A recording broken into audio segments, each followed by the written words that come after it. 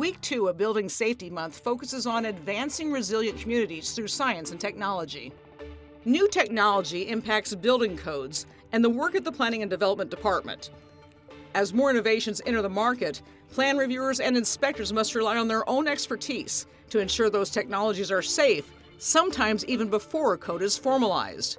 Inspector Eric Simons explains a good example is the growth of solar and how new safety protocols were adopted.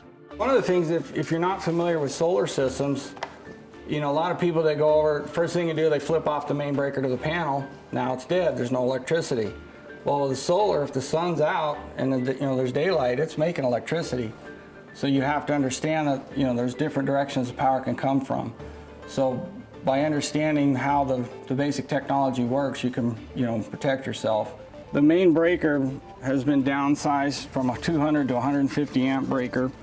And the reason for that is now that we're putting power into the panel, if we still have a maximum amount coming in and we feed from another direction, you can overload the panel.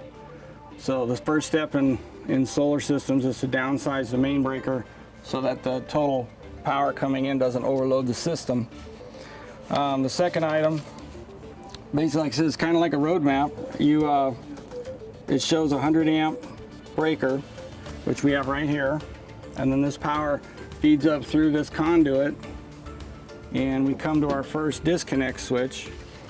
So if somebody comes up and they're going to work on this panel, they can throw this switch, shuts off all the solar and battery power.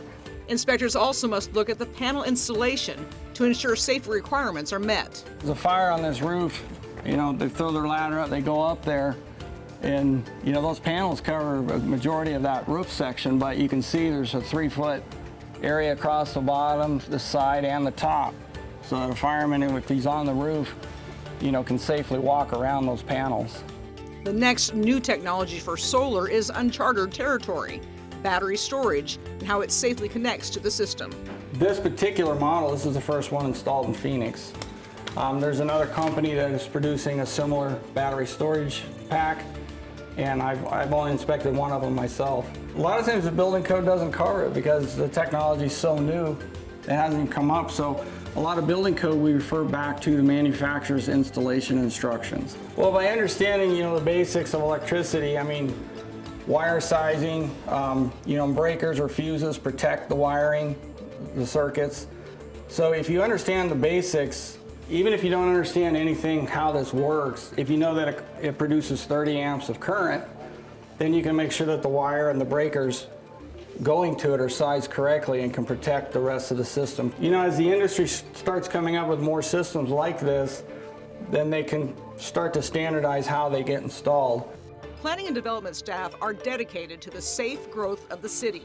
If you have any questions, you can contact us at phoenix.gov/PDD.